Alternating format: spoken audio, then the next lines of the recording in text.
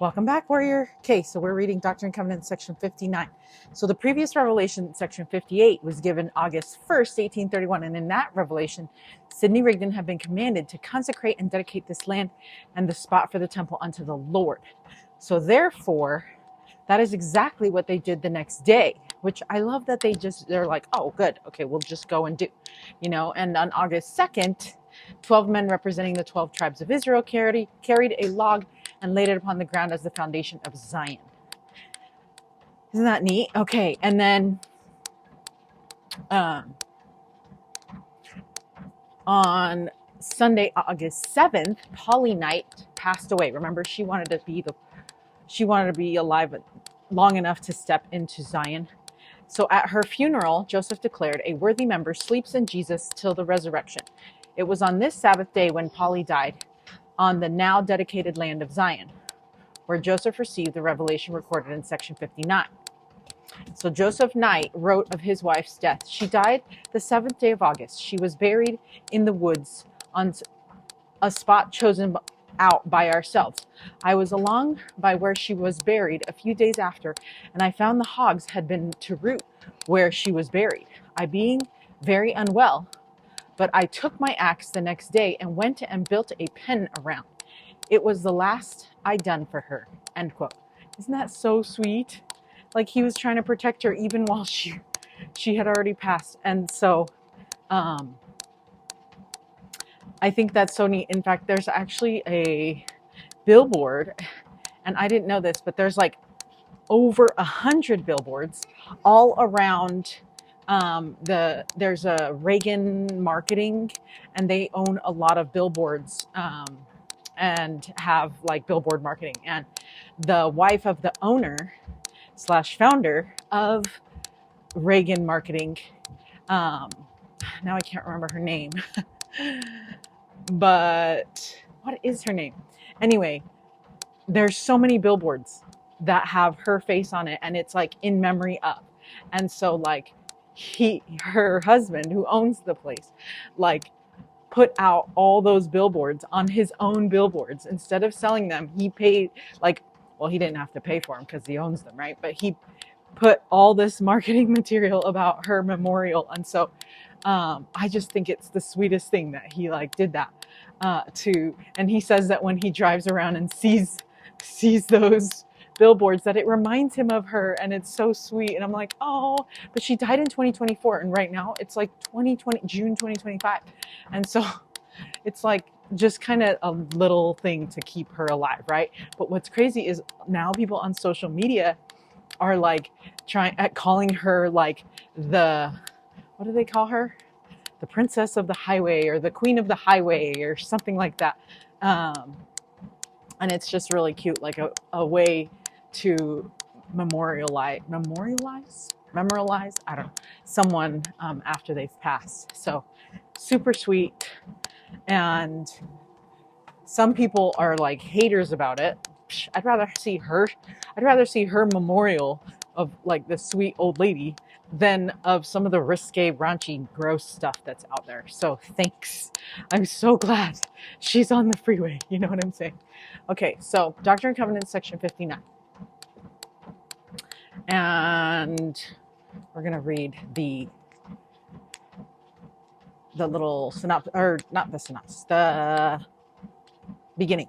Revelation given through Joseph Smith the prophet in Zion, Jackson County, Missouri, August 7th, 1831. Preceding this revelation, the land was consecrated as the Lord had directed, and the site for future temple was dedicated. On the day this revelation was received, Polly Knight, the wife of Joseph Knight Sr., died, the first church member to die in Zion. Early members characterized this revelation as instructing the saints how to keep the Sabbath and how to fast and pray. Oh, good. It's appropriate, since I told somebody I was like, I should mow the lawn, because I couldn't mow the whole thing yesterday. I ran out of time. Anyway, apparently I'm going to get rebuked here in this. Okay. Behold, blessed saith the Lord are they who have come up unto this land with an eye single to my glory, according to my commandments. For those that live shall inherit the earth, and those that die shall rest from all their labors, and their works shall follow them, and they shall receive a crown in the mansion of my Father, which I have prepared for them. Yea, blessed are they whose feet stand upon the land of Zion, who have obeyed my gospel, for they shall receive for their reward the good things of the earth, and it shall bring forth in its strength. And they shall be crowned with blessings from above, yea, and with commandments not a few. And with revelations in their time, they that are faithful and diligent before me. Wherefore I give unto them a commandment, saying, thus thou shalt love the Lord thy God with all thy heart, with all thy might, mind, and strength, and in the name of Jesus Christ thou shalt serve him. Thou shalt love thy neighbor as thyself. Thou shalt not steal, neither commit adultery, nor kill, nor do anything like unto it. Thou shalt thank the Lord thy God in all things. Thou shalt offer a sacrifice unto the Lord thy God in righteousness, even that of a broken heart and a contrite spirit. I think it's interesting that these are like, that's almost like the 10 Commandments, right? Okay, so Elder Maxwell explained this of those who yield their whole hearts to God. Oh, hold on. So really quick, the Colesville Saints are being asked to love God and serve him above all other things. The term all in each of these phrases is central. All means the whole thing, the entire thing. So the Lord is teaching them again the commandments that the saints must keep. They're the same commandments given to the Israelites, but there are some small differences because they are living in a different time and place.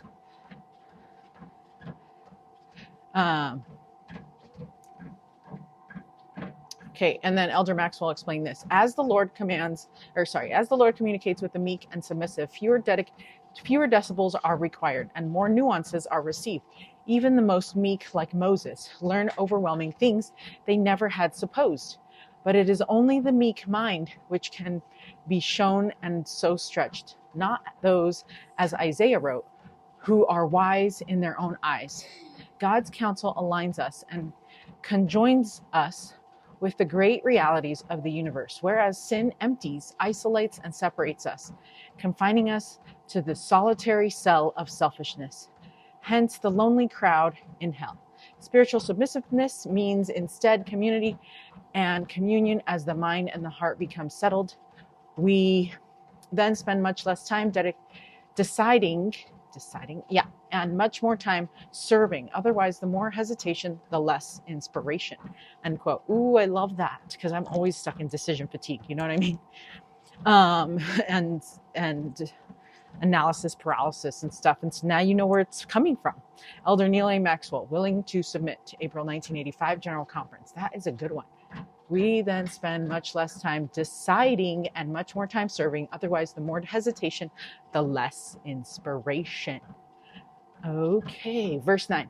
And that thou mayest more fully keep thyself unspotted from the world, thou shalt go to the house of prayer and offer up thy sacraments upon my holy day. For verily this is the day appointed unto you to rest from your labors and to pay thy devotions unto the Most High. Nevertheless, so you might be thinking, oh, rest from my labors, but what about my church calling? Well, who are you serving, right? Ask the Lord for help on that special day, on his special day, to help consecrate your efforts, your sacrifices, and everything for the Lord, right? Okay, so verse 10. No, just kidding. Verse 11. No, just kidding. Verse 10. For verily this is a day appointed unto you to rest from your labors. Oh yeah, I did read that. And to pay thy devotions to the Most High. Nevertheless, thy vows shall be offered up in righteousness on all days and at all times. But remember that on this, the Lord's day, thou shalt offer thine oblations and thy sacraments unto the Most High, confessing thy sins unto thy brethren and before the Lord. Okay, so the Lord then explained what is acceptable on the Sabbath. This is what the Lord tells us to do. Go to the house of prayer, offer up thy sacraments, rest from our labors, pay devotions to the Most High, offer up oblations and sacraments. Okay, an oblation is anything offered or presented in worship or sacred service, an offering, a sacrifice. For example, service offered, teaching done, testimonies borne, ministering, etc. can be an oblation. Confess our sins. Sweet. Okay, verse 13. I believe we're done at verse 20, okay? Verse 13. And on this day thou shalt do none other thing, only let thy food be prepared with singleness of heart, that thy fasting may be perfect, or in other words, that thy joy may be full. Verily, okay, this does not mean, I'm talking to my family here, my parents, and they didn't understand, but this does not mean that you get to go to Sizzler because you're trying to help your wife keep the Sabbath day holy. But I will tell you that it was fun. I love Sizzler. Anyways, verily this is, I learned obviously after I grew up that like you're not supposed to go to Sizzler on Sunday, and that was like not keeping the Sabbath day holy. But again, you know, who am I to judge, right? Because everybody's in a different level of their faith journey. And so sometimes that's what we believe, right?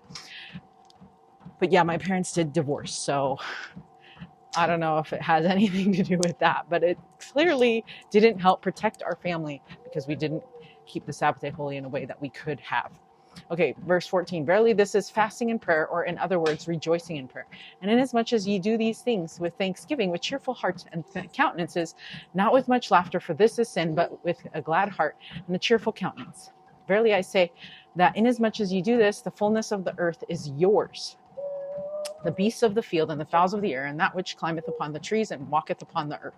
Yea, and the herb and the good things which come of the earth, whether for food or for raiment, or for houses or for barns, or for orchards, or for gardens, or for vineyards. Yea, all things which come of the earth in season thereof are made for the benefit and the use of man, both to please the eye and to gladden the heart. Okay, remember, these are animals. Okay. Yea, for food and for raiment, for taste and for smell, to strengthen the body and to enliven the soul. I feel sometimes we confuse the animals that the Lord has provided for us, see, beasts of the field and fowls of the air, with objectifying women. Okay, it's not, we're, you know, to please the eye and gladden the heart. That sounds like something a guy would say about females that are objectifying. So don't do that. And verse 20, and it pleaseth God that he hath given all these things unto man. For unto this end were they made to be used, with judgment, not to excess, neither by extortion. Ooh, we saw a movie, Me and the White Lion. Go see it. It is so good. I think it was on Amazon. Yeah, maybe. Okay, so President James E. Faust also taught this, and we're going to end with this. And I'll read it, live it, and then we'll end with this. Okay, you know what I'm saying. Over a lifetime of observation, it is clear to me that the farmer who observes the Sabbath day seems to get more done on his farm than he would if he worked 7 days. The mechanic will be able to turn out more and better products in 6 days than in 7. The doctor, the lawyer, the dentist, the scientist will accomplish more by trying to rest on the Sabbath than if he tries to utilize every day of the week for his professional work. I would counsel all students, if they can, to arrange their schedules so that they do not study on the Sabbath. If students and other seekers after truth will do this, their minds will be quickened and the infinite Spirit will lead them to the verities they wish to learn. This is because God has hallowed his day and blessed it as a perpetual covenant of faithfulness. End quote.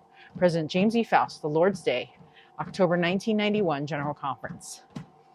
Okay, amazing. Okay, so then our read it, live it is the Sabbath is a day. Here we go. The Sabbath is a day to offer up our sacraments, to rest from our labors, to pay our devotions. Let your joy be full. Okay, until Doctrine and Covenants section 60. Stay strong, warrior. Stay strong, warrior. Thanks.